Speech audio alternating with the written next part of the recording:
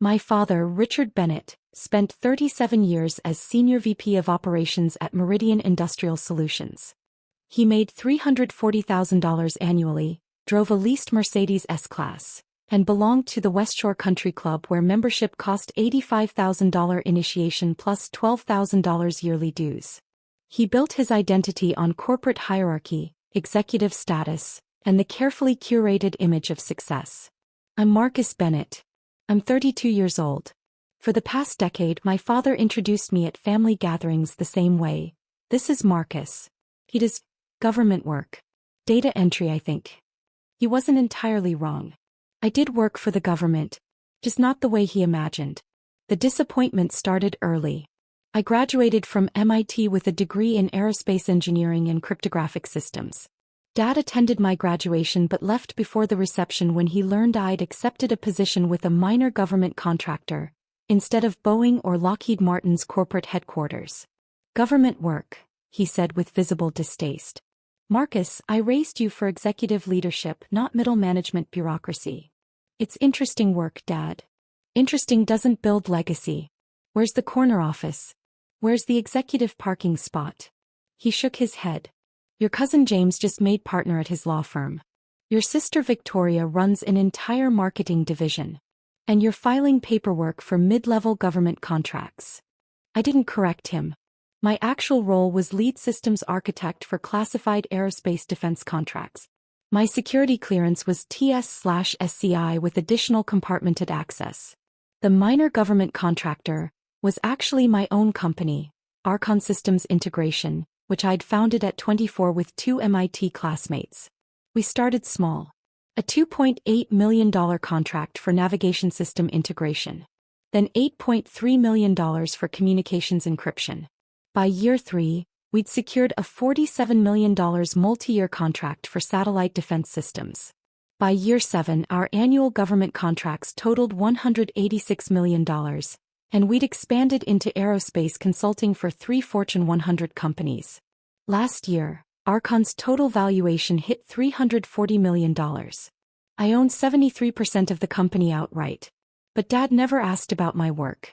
He asked about my title, my office size, whether I had people reporting to me. When I mentioned I had a team, he assumed I meant a small group of fellow data entry clerks. At family gatherings, the contrast was constant and deliberate. Victoria's division generated $15 million in new business this quarter. Dad announced at Christmas dinner 2 years ago. She's being considered for VP of Marketing. And James just closed a merger worth $40 million. His firm is making him equity partner. Mom beamed. We're so proud. Dad turned to me. Marcus, how's the government job? Busy. Good projects. Still doing data entry? Something like that. Well. He sighed like I was a disappointment he'd learned to tolerate. Steady work is respectable, I suppose. Not everyone can handle executive pressure. Victoria smirked into her wine glass. James, my cousin, just nodded sympathetically like I was someone to be pitied.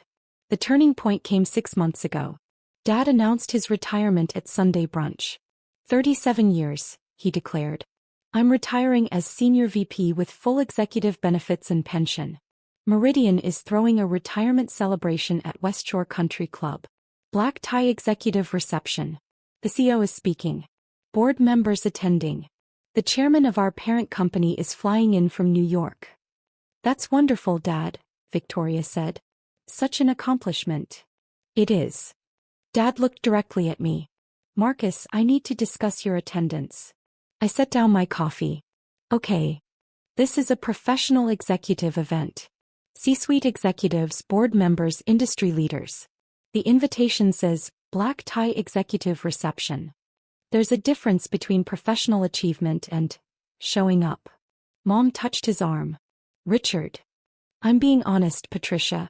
Marcus works in data entry for a government contractor. He'll be surrounded by people asking what he does, where he works, what his title is. It's not his environment. Dad, I can wear a tuxedo and make small talk. It's not about the tuxedo. His voice had that edge of corporate authority. It's about context. You'd be the only person there without an executive position or significant business achievement. It would be uncomfortable for you and potentially embarrassing for me. Some of my colleagues know I have a son. They'll expect more. The table went quiet. You're uninviting me from your retirement party. I'm suggesting your attendance would lower the standard of the event. These are people I've worked with for decades. I don't want to spend my retirement celebration explaining why my son does data entry. Victoria looked at her plate. James studied his napkin. Mom's face was tight. I understand, I said calmly. Good. Dad looked relieved. This is business, Marcus. Nothing personal. When you reach a certain professional level, these things matter. I nodded. I won't attend. Thank you. I appreciate your understanding. What Dad didn't know was that I'd already received my own invitation to his retirement party. Not from him. From the West Shore Country Club's ownership group. Because 3 years earlier I'd purchased the West Shore Country Club. Not as Marcus Bennett, private citizen. Through Archon Holdings, one of my company's investment subsidiaries. The club had been struggling financially, facing $4.8 million in debt and declining membership. The previous owners needed an exit strategy. My investment firm bought it for $8.2 million, restructured the debt, upgraded the facilities, and turned it into a profitable asset. We kept the original management, maintained membership standards, and nobody knew the ownership had changed except the board, the management, and the legal team. My father had been paying his $12,000 annual dues to my company for 3 years. He'd been dining at my restaurant, playing golf on my course, and networking in my lounges while calling me a disappointment. The irony was something I'd chosen to keep private. He'll know. The day after Dad uninvited me, I called my head of security at West Shore. James, I said, I need to discuss the Bennett retirement reception. Sir. Evening of the 24th. We've got the Platinum Lounge reserved, full catering, valet service. Your father's company booked it 8 weeks ago. I'm aware. I need you to personally handle entrance management that evening. Of course. Any specific concerns? Richard Bennett is the guest of honor. He'll be arriving around 6:30 p.m. When he tries to enter the Platinum Lounge, I need you to stop him. There was a pause. Sir. The Platinum Lounge is owner-reserved space. My father doesn't know I own the club. He's about to learn. When he arrives, inform him that the Platinum section requires owner authorization for entry. Don't let him through until he asks the right questions. James was quiet for 3 seconds. Understood, sir. And when he asks who the owner is, tell him the owner is already inside. Then call me. I'll handle the rest. Yes, sir. I hung up and opened my email. The invitation Dad had sent was still there. Black tie executive reception. Regrets only. I replied with one word, okay. Then I called my executive assistant at Archon. Michelle, I need you to prepare a portfolio. What kind? Everything. Company valuation, government contracts, facility clearances, client list. The unclassified portions. Include the West Shore Country Club acquisition documents, financial statements for the past 3 years, and my personal net worth summary. Print it in a leather binder. I need it by the 24th. The day of your father's retirement party. Exactly. The evening of April 24th was clear and cool. I arrived at West Shore at 6 p.m., 30 minutes before the official reception start time. I wore a custom Tom Ford tuxedo Patek Philippe watch, and carried the leather portfolio Michelle had prepared. James met me at the private owner's entrance. Good evening, Mr. Bennett. Evening, James. Is everything ready? Sir. The Platinum Lounge is fully set up. Catering is in place. Your father's party is expected at 6:30.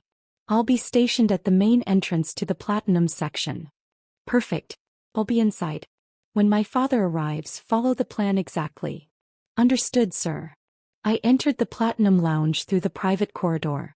The space was impeccable. Floor-to-ceiling windows overlooking the golf course, crystal chandeliers, private bar, seating for 80 guests. My company had spent $340,000 renovating this room alone. I took a seat at a corner table with a clear view of the main entrance. I ordered a scotch and opened the portfolio, reviewing the documents I might need. At 6:32 p.m., I heard raised voices from the entrance corridor. Sir, I need to see your authorization. Authorization? I'm the guest of honor. This is my retirement party. That was Dad's voice, already frustrated. I set down my scotch and waited. I understand, sir, but the Platinum Lounge is reserved exclusively for the owner's guests this evening. I need confirmation that you're authorized to enter this section. Authorized? My company booked this room 8 weeks ago. We paid $18,000 for this space. The booking is confirmed, sir. However, the Platinum section has specific access requirements. Club ownership has reserved this area for tonight. I need to verify your authorization. This is absurd. Dad's voice was getting louder. I've been a member of this club for 15 years. Do you know who I am? Yes, Mr. Bennett. You're tonight's honoree. However, club policy requires. Get your manager. Get the club president. This is outrageous. James remained calm. Sir, I'm following owner instructions directly. The owner of West Shore Country Club has reserved this section. If you'd like entry, I need to confirm you're on the authorized guest list. There was a dangerous pause. Who owns this club? The ownership information is private, sir. However, the owner is currently inside the Platinum Lounge. Would you like me to inquire about your authorization? Yes. Immediately. I heard James speak quietly into his radio. Security to owner. Mr. Richard Bennett is at the Platinum entrance requesting authorization. I stood, straightened my jacket and walked toward the entrance. The portfolio remained on my table. I wouldn't need it yet. The corridor opened into the entrance foyer. Dad stood facing James, red-faced and furious. He was wearing a tuxedo, looking every inch the successful executive. Mom stood behind him, looking uncomfortable. Victoria and her husband were there, along with about 20 other guests, all dressed formally, all looking confused and irritated. Dad was mid-sentence when he saw me. And I want to speak to whoever owns this club right now because this is the most unprofessional. He stopped. His face went through 3 expressions: confusion, recognition, and dismissal. Marcus, what are you doing here? I told you not to attend. I smiled politely. Hello, Dad. Victoria. You weren't invited, Dad said sharply. This is an executive event. I'm aware. Then why are you here? And why are you inside the Platinum Lounge? He turned to James. This is my son. He's not authorized to be here either. He works in government data entry. James looked at me. I gave him a small nod. Mr. Bennett, James said carefully. This is Marcus Bennett. He owns West Shore Country Club. The corridor went completely silent. Dad stared at James. What? Marcus Bennett is the owner of this facility. He purchased it 3 years ago through Archon Holdings. He's authorized to be anywhere on the property. In fact, he authorized tonight's event. Dad's face went pale. That's impossible. I can provide documentation if needed, sir. Dad turned to me slowly. You own this club? Yes. You own West Shore Country Club. Through one of my investment companies, yes. We acquired it 3 years ago when the previous owners faced financial difficulties. We've invested about $3.2 million in renovations and improvements since then. Your investment company? Archon Holdings. It's a subsidiary of Archon Systems Integration. That's my primary company. Mom's hand went to her mouth. Victoria's face had gone white. Dad's voice was very quiet. Your government data entry job. I don't do data entry, Dad. I'm the founder and CEO of Archon Systems Integration. We're a defense aerospace contractor specializing in classified satellite and communications systems. We hold $186 million in active government contracts. Last year our company valuation was $340 million. I own 73% of it. The number hit him like a physical blow. You're saying you're worth. Personally, about $248 million, not including real estate holdings and other investments. Including this club, which we purchased for $8.2 million and is now valued at approximately $11.7 million. Dad grabbed the wall for support. You've been paying your membership dues to my company for 3 years, I continued calmly. The $12,000 annual fee the restaurant charges, the golf course fees. All of it. You've been dining at my restaurant, playing on my golf course and networking in my facilities while telling everyone I do data entry. I didn't know. You never asked, Dad. You asked about my title, my office size, whether I had a corner window. You never asked what I actually do. You assumed. And when your assumption made me seem disappointing, you stopped asking altogether. Victoria found her voice. Marcus, we had no idea. Of course you didn't. Because none of you wanted to know. Dad introduced me as government data entry for 10 years. At family dinners, at Christmas, at every gathering, I was the disappointment. The one who didn't meet the executive standard. Dad was shaking his head. But you never corrected me. You never said. I said I had interesting work. I said my team was growing. I said we had good projects. You heard what you wanted to hear. Why didn't you just tell me? I looked at him for a long moment. Because I wanted to see if you'd ask. If you'd show interest in my life beyond measuring it against your corporate hierarchy. You never did. For 10 years you never once asked about my actual work. You just assumed I'd failed to meet your standards. Mom was crying now. Marcus, we're so sorry. And 3 days ago, I continued, you uninvited me from your retirement party because my attendance would lower the standard and embarrass you in front of your executive colleagues. You were worried someone might ask what I do and you'd have to explain your disappointing son. Dad's voice was barely a whisper. I didn't know. You didn't want to know. I turned to James. Please escort Mr. Bennett and his guests into the Platinum Lounge. They're authorized for tonight's event. It's his retirement party. He should enjoy it. Yes, sir. I started walking back toward the lounge. Marcus, wait. I stopped but didn't turn around. Your retirement celebration starts in 15 minutes, Dad. The CEO of your company is about to arrive. The board chairman is flying in from New York.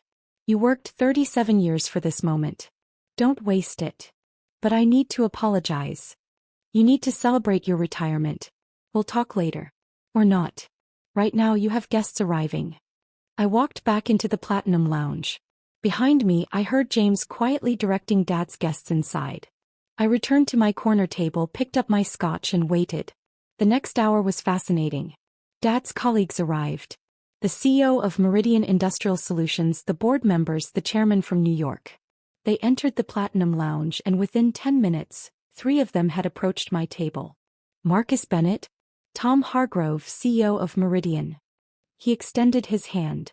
I didn't realize you'd be here tonight. I shook his hand. Richard Bennett is my father. It's his retirement party. Of course, but I meant, your company does exceptional work. We've been trying to get a meeting with Archon Systems for 6 months. Our aerospace division has a project that could benefit from your cryptographic expertise. We can arrange a meeting. Have your people contact my office. He nodded enthusiastically. Absolutely. And I have to say, this facility is remarkable. The renovations you've done are extraordinary. Best private club in the state. Thank you. He glanced toward where Dad stood, pale and shaken, surrounded by well-wishers who didn't yet understand what had happened. Richard never mentioned his son owned the club. I don't think he knew. Tom Hargrove's eyebrows rose. He didn't know his own son owned a $340 million aerospace company? We don't talk much about work. That's unfortunate. He paused. Well, congratulations on your success. You've built something remarkable. 2 more executives approached within the next 20 minutes. Both knew my company. Both wanted meetings. Both seemed confused about why Dad had never mentioned me. I watched Dad across the room. He kept glancing at me, then away, then back. His retirement speech was scheduled for 8 p.m. He looked like a man whose entire worldview had just collapsed. At 7:45, Mom approached my table alone. Marcus, may I sit? Of course. She sat carefully, her hands folded in her lap. I don't know what to say. You don't need to say anything, Mom. Yes, I do. Her voice cracked. We failed you. Your father and I both. We were so focused on what we thought success looked like that we couldn't see what you were actually building. You saw what Dad wanted to see. That's not an excuse. She wiped her eyes. You built an extraordinary company. You've achieved more than any of us imagined. And we made you feel small because it didn't fit our narrow definition of success. I never needed you to understand my work, Mom. I needed you to trust that I knew what I was doing. We should have trusted you. Yes. She was quiet for a moment. Your father's speech is in 15 minutes. He's terrified. He doesn't know what to say. He should give the speech he prepared. This is his night. His retirement. He earned it. After what he said to you. He spent 37 years building his career. That matters. Tonight should celebrate that. We can deal with our relationship later. Mom squeezed my hand. You're a better man than we deserved. She stood and walked back to Dad. I saw them talk quietly. Dad looked at me again and this time I nodded. He needed to move forward with his evening. At 8 p.m. the CEO of Meridian called for attention. The room quieted. Dad walked to the small podium that had been set up near the windows. He looked out at the crowd of colleagues, executives and board members. Then he looked at me. 37 years ago, he began, I started at Meridian as a junior operations manager. I was 26 years old, hungry to prove myself, determined to climb the ladder. I believed success meant titles, corner offices, executive parking spots. I built my career on that foundation. He paused. Tonight, I'm retiring as Senior VP of Operations.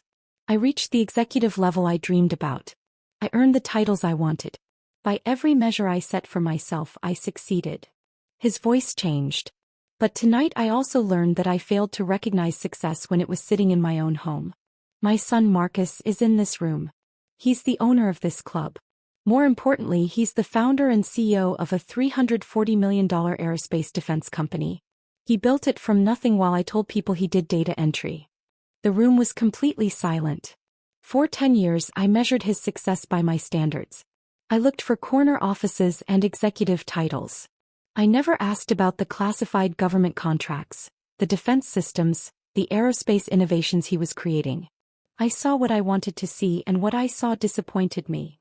Dad's hands gripped the podium. 3 days ago, I uninvited him from this party because I was embarrassed by what I thought he did. I told him his attendance would lower the standard of this event. Tonight I learned he owns the venue. He authorized this entire celebration. And every executive in this room seems to know his company and want to work with him. Someone in the crowd actually gasped. So before I talk about my 37 years at Meridian, I need to say this. Dad looked directly at me. Marcus, I'm sorry. I'm sorry for dismissing your achievements. I'm sorry for never asking about your work. I'm sorry for measuring you by standards that don't matter. You built something extraordinary and I was too blind to see it. The room was absolutely still. You were right, Dad continued quietly. I didn't want to know. Because knowing would have meant admitting I was wrong about what success looks like. It would have meant recognizing that you surpassed everything I achieved, and you did it quietly without the titles and recognition I craved. He paused. I don't know if you can forgive me, but I hope tonight, on what should be my celebration, you understand that I finally see you. And I'm proud. Not of your money or your company or your success. I'm proud that despite having a father who couldn't see your worth, you built something meaningful anyway. Dad stepped back from the podium. The room erupted in applause, but he wasn't looking at them. He was looking at me. I stood and walked to the podium. The crowd quieted. Dad, I said, give your retirement speech. You earned this night. We'll talk tomorrow. But tonight is yours. He nodded slowly. I returned to my table. Dad gave his prepared speech. He talked about his career, his colleagues, his journey from junior manager to senior VP. It was a good speech, humble and grateful. When he finished, the crowd applauded enthusiastically. The party continued until 11 p.m. Executives approached Dad with congratulations. Several approached me with business cards and meeting requests. Victoria hugged me awkwardly and apologized 3 times. Mom cried again. At 10:45, as guests were leaving, Dad approached my table one last time. Can we have coffee tomorrow? Sure. At my house. I thought about it. No. Let's meet at the club. 9 a.m. We can talk in the owner's private dining room. He nodded. I'll be there. Dad. Yes. You didn't fail. You built a successful career. You raised 3 kids. You provided for your family. That matters. We just need to redefine what success means to both of us. His eyes filled. Thank you. He left with Mom. Victoria and her husband followed. The remaining guests filtered out. By 11:15 I was alone in the Platinum Lounge. James appeared. Quite an evening, sir. Yes. Will Mr. Bennett be returning? Tomorrow morning. We're having coffee. I'll have the private dining room prepared. Thank you, James. I walked through the empty lounge, past the tables that had held Dad's retirement celebration, out to the private corridor. My car was waiting. I drove home to my house in Brookfield Heights, a $2.8 million property I'd purchased with my first major contract payout. The next morning I arrived at West Shore at 8:50 a.m. James had the private dining room set up with coffee, pastries, and a quiet space for conversation. Dad arrived at exactly 9 a.m. He looked tired but steady. We sat. I poured coffee. I brought something, Dad said. He pulled out a folder. This is every family photo I have of you. Christmas, graduations, birthdays. 32 years of photos. He spread them on the table. Last night I went through them all. You know what I realized? In almost every picture you're smiling. You look happy. Confident. Like you knew exactly who you were and where you were going. I was. I never saw it. I was so focused on what I thought you should be that I never saw who you actually were. Dad. Let me finish. He took a breath. I built my entire identity on corporate hierarchy. When you didn't follow that path, I thought you'd failed. But you didn't fail. You just succeeded differently. You built something bigger than anything I ever imagined, and you did it while I was calling you a disappointment. You weren't entirely wrong, I said. I could have told you about my company years ago. I chose not to. Partly because you weren't asking, but partly because I wanted to see if you'd value me without the success markers you cared about. That's fair. But Dad, you need to understand something. Your career wasn't less valuable because mine turned out differently. You worked 37 years at a company. You provided for your family. You earned your retirement. That matters. But I hurt you. Yes. And I don't know how to fix that. I was quiet for a moment. You start by asking about my work. Really asking. Not about titles or office size. About what I actually do, why it matters, what challenges I'm solving. Okay. And you stop measuring success by corporate hierarchy.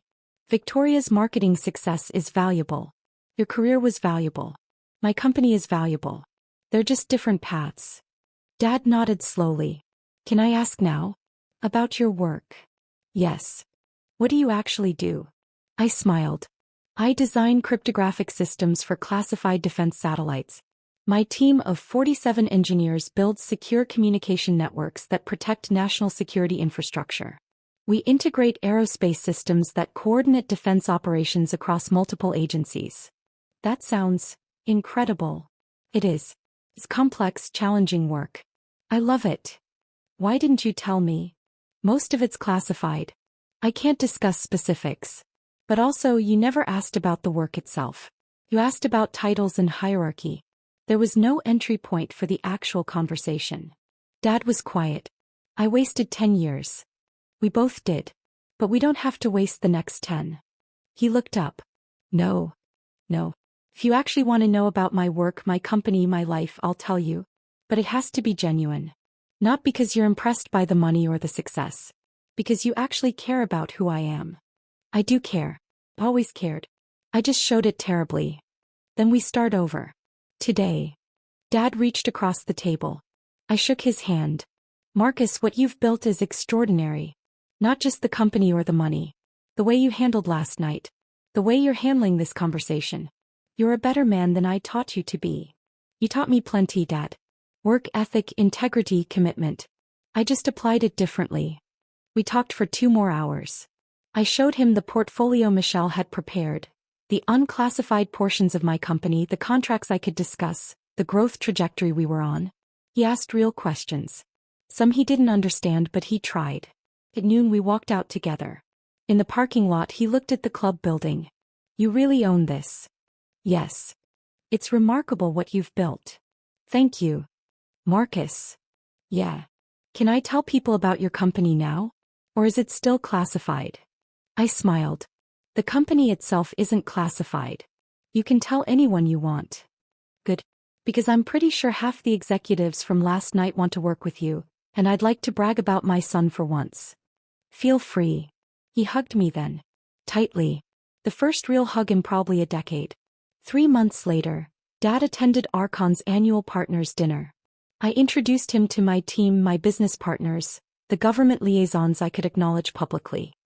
He asked questions, listened carefully, and at one point whispered to me, I had no idea this is what you were building. Tao, you know. I'm sorry it took so long.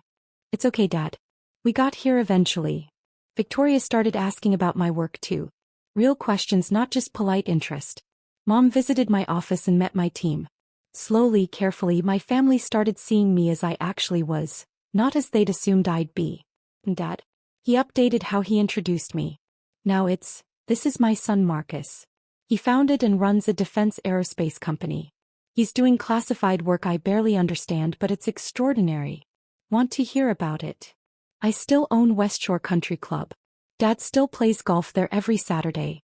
But now when he signs the restaurant check or books the conference room, he smiles and says, "My son owns this place, you know." Last week we had coffee again in the owner's private dining room. Dad asked about a new contract we just won. $73 million for satellite defense integration. I explained what I could. He listened carefully, asked good questions, and at the end said, "I'm proud of you, Marcus. Not because of the money or the success. Because you never let my blindness stop you from building something meaningful. Thanks, Dad. And thank you for not giving up on me after I gave up on you. You're my father. I wasn't going to give up." He smiled. "Even after I uninvited you from my own retirement party? Even then." We finished our coffee in the club I own, surrounded by the success I built, finally understanding each other after 10 years of missing the point. Sometimes the best reversals aren't about humiliation or revenge. Sometimes they're about finally being seen for who you actually are. And sometimes that's enough.